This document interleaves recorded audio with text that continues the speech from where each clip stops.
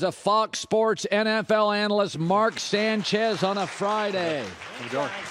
By the way, you had a big upset game, Giants-Titans. This week you got a fascinating game, Falcons-Rams. So before we get to either of those games, listen, I mean, last night these guys are going to play 25 times, Mahomes and Herbert. They're both great. There's nothing you can say. I will say this, though. Herbert, clearly, I broke a rib a couple years ago. I couldn't get out of bed. He was taking shots with a fractured rib.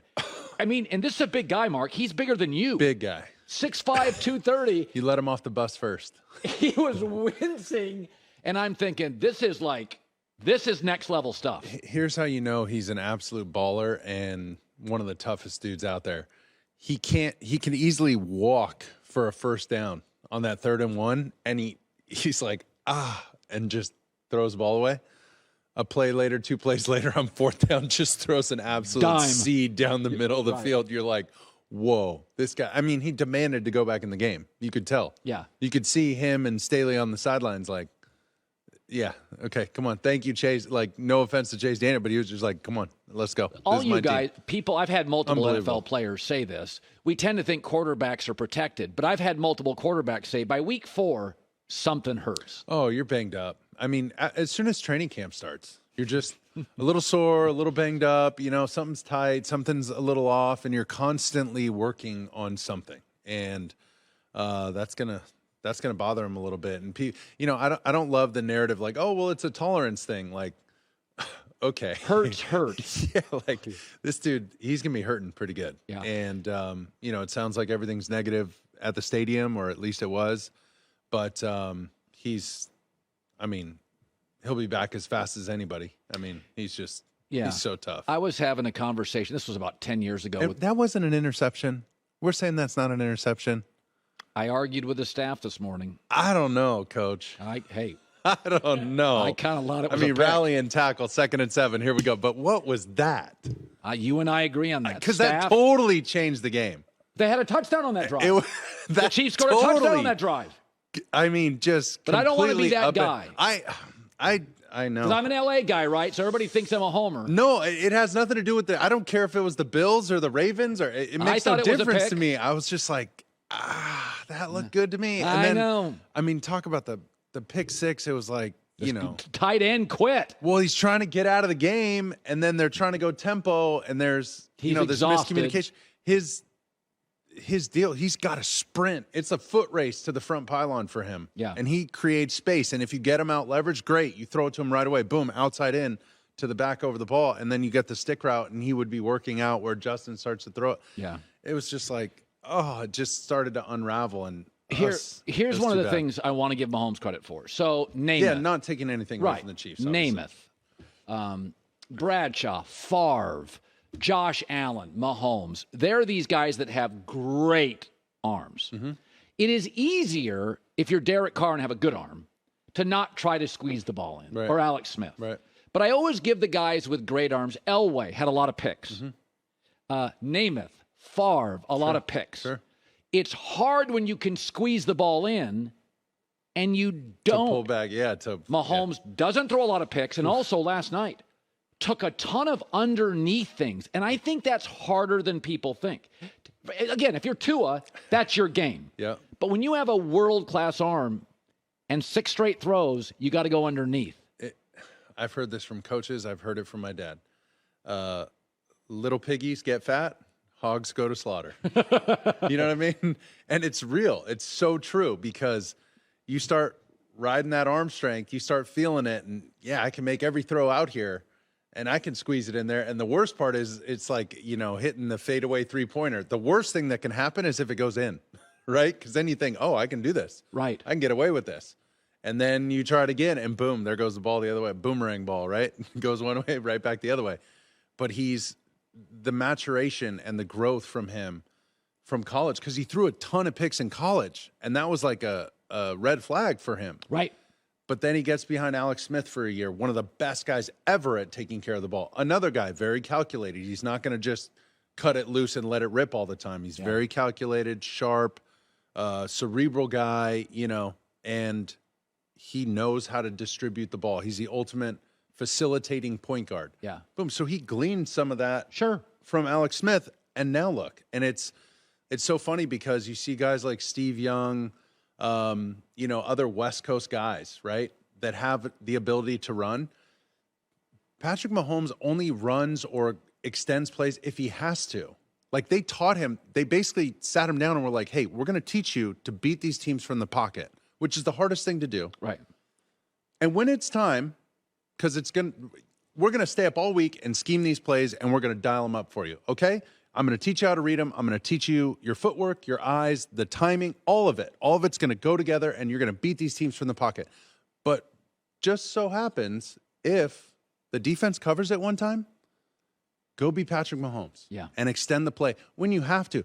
But he's constantly going through his reach. And then, boom, he just creates a little space, moves a little bit to the right, shuffles to the right, backpedals a little bit. And he just, it's unbelievable. Now he's like on autopilot or something. It's crazy. You can see he has shifted to a new level, which is I can do the underneath stuff and be patient. It's almost like everybody kind of, not like wrote him off, but it was just like, oh, that was kind of expected. And okay, not that Justin Herbert and Josh Allen don't deserve a lot of headlines and all that, but it's just kind of like, okay, we moved on from Patrick. It's like, hold on now. Right. Oh, what's this? Okay, so you're doing the Rams game this week, and it's interesting because there are problems in the NFL that are solvable. For instance, Cam Akers didn't get many carries. My theory is he missed a block in the first half badly, and it was like... I don't know if he was in the doghouse. Well, he got 3 carries as their number one back.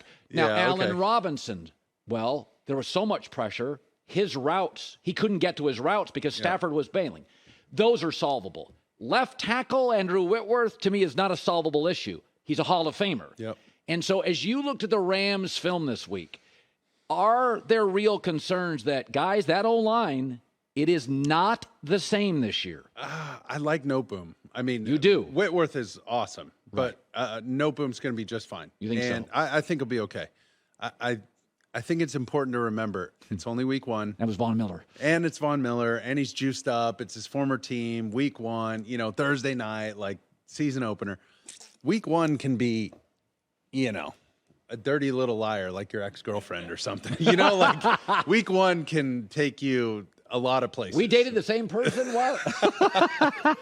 So, look at the Bills last year. Got just Steelers. beat up by the Steelers. So I wouldn't put too much into it. Okay. Yes. Could they have played better? Yes. Does Stafford need more time? Yes. Can he take care of the ball a little better? Absolutely. And do they need to get the run game going, number 1? And Allen Robinson's got to be, can't be non-existent. We need that guy, right? Because he's making up for Robert Woods. He's making up for Odell Beckham. He's got to show up too. But I think they're going to be okay. I think the issue is the Falcons really should have won their game. Oh, yeah. Right? And the Falcons are coming to town. You saw Arthur Smith's press conference. He was pissed. Right. Dude was just absolutely livid. Yeah. After they gave up a 16-point lead at the end of the game. And, Mariota has an excellent scramble, gets the, down in Saints territory, right near the goal line, fumbles the ball on a 3rd and 5 after he gets the first down, right? So the emphasis for him is like, hey, just take care of the ball, get your first down, boom, slide, stop taking so many hits. But that's going to be a tough one for the Rams. This ain't a cakewalk like the Falcons maybe last year, and I know they wouldn't like to hear that, but they weren't as... They controlled the first 3 quarters of the game. Yeah, but they weren't as tough last year, I think. They fought, but not like this. This is an energized group. This is a group that put it on tape that, hey, we can win. They screwed up a couple plays. They gave up a go ball and 2-man in the last couple minutes to Jameis Winston. That never happened. It's the right call by Dean Pease. We just got to execute the play, guys. Right. No brainer. You don't. The quarterbacks don't throw go balls in 2-man. It's just not. You're trying to work inside, and he threw it into double coverage, and the guy came down with it. So it's like, they gave up a couple silly plays. Yeah. Falcons are going to be a tough out. That's they're not bad.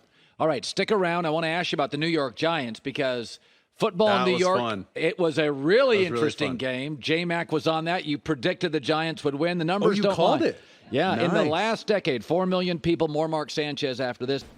So great to have you back. So last week, Giants-Titans. Now, you think to yourself, who wants to watch Giants-Titans? A wild finish. Brian Daboll who basically, I think it was the right hire by the Giants. They have a quarterback. A lot of us doubt his ability. But let's give him one more shot. And the best shot is the guy, because he's got an accuracy issue. Daboll fixed Josh Allen. So to me, it's a really good hire. Let's bring in the fixer, the quarterback fixer. Yep. And, okay, so let's start with that. Does Daniel look a little more confident and a little more accurate to you? A lot more confident. I think he's gotten some plays that, most importantly, when I talked to Daniel last week and Daboll, we're just going to simplify it. When it's single high, it's single high. When it's too high, it's too high. Like, let's just never miss those again. We're never going to miss run checks. I'm going to give you some breather plays during the game because you're going to have to drop back and throw it 30 to 35 times. But I'm going to give you 5 to 10 that are just a little screen here and a quarterback. Just breakaway layups. And I want you to hit them every time. The routine ground ball. I need it every single time. Then when it's time to drop back and beat somebody and get to your third read and shuffle in the pocket and make a play, well, then we'll see what you got. But I think he just made the game. He helped him fall in love with the game a little bit, again, a little bit more, and reminded him that let's not overcomplicate it. Let's keep it as simple as possible. Let's get to the truth of it. If you screw it up, and he went over to him right away after he threw the pick in the end zone.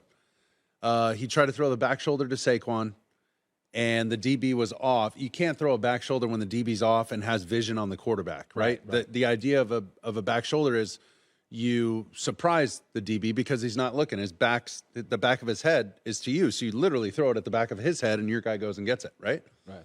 Well, the guy had vision on him and he kind of locked on and threw it. Well, Daboll went over. You could see, like, hey, we can't have that right there. One, the situation, we got a field goal in the bag and we gave him the ball.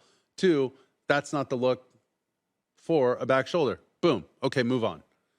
4th and 1 or whatever it was, 4th and inches, lets him keep it. On the fake to Saquon. Everybody in the building thought it was going to Saquon. And boom, there goes Daniel Jones scampering. Just giving him that option to keep it there, you could tell his confidence was back because he just blew it, right? He just almost gave away the game. And they started, marching back, and he almost gave it away. Well, giving him that opportunity and then the call to go for 2 was, that's a big pair there. That's a big pair. But, I always kind of feel like at home you play for overtime. On the road, sure, on the road, go for it. Let's go. Go for it. Yeah, how much fun is that flight home? And you're right. And the momentum started to shift. You could see it. Yeah. Like the wind was out of Tennessee's sails. The stadium was just like, it was wild. They just mounted this comeback. Saquon takes off and whoa, here it comes. Here it comes. I think Denver's going to bounce back and win this week. They fumbled twice at the 1. They outgained Seattle. Yep. But I will say this. I defended Russell the other day. I said Aaron Rodgers had a new offensive coach 2 years ago in the playoffs, and he deferred to him, and they kicked a field goal. And when they didn't go for it on yeah. Russell did it. He deferred to a rookie. Against Tampa, no? Against Tampa. Yeah. He deferred as a Hall of Famer.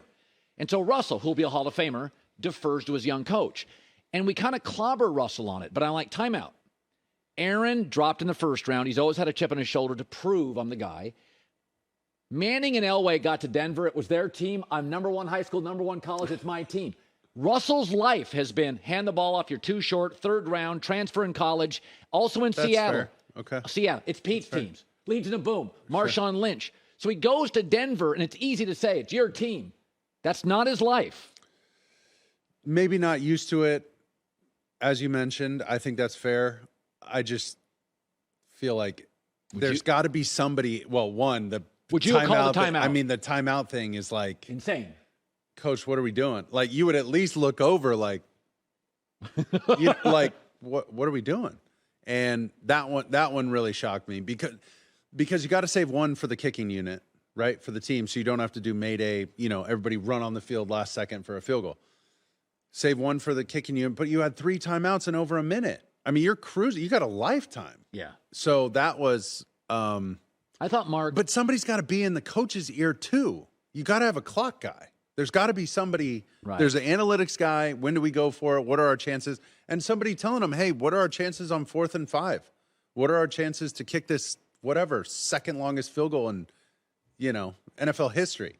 What are the chances? Okay, if one's 80 and one's 30, Well, let's try the 80. I don't know. And maybe it was closer. Maybe they're exactly the same. Maybe it was a better idea. I doubt it, but it wasn't. Yeah, you got to have like somebody telling you that because there's way too much stuff going on for the coach. You know, there's a million things. Same thing for the quarterback. You're constantly talking to him. Hey, reminder here, we're thinking about this is 4-down territory now. It's 3rd and 10, but we don't need all 10. We're going for it on 4th down. Well, that changes your whole approach to that 3rd and 10.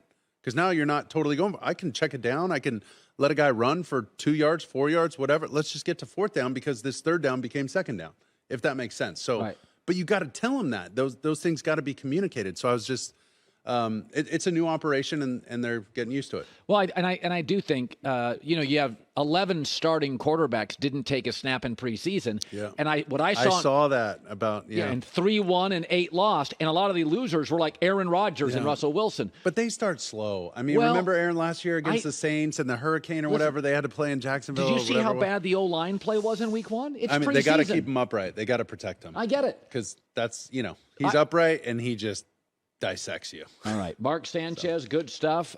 He'll be doing this week the Falcons-Rams Sunday 4 Eastern on Fox. He says it's closer than you think. Hi, everybody. Thanks for watching. Subscribe here to get the latest from the show.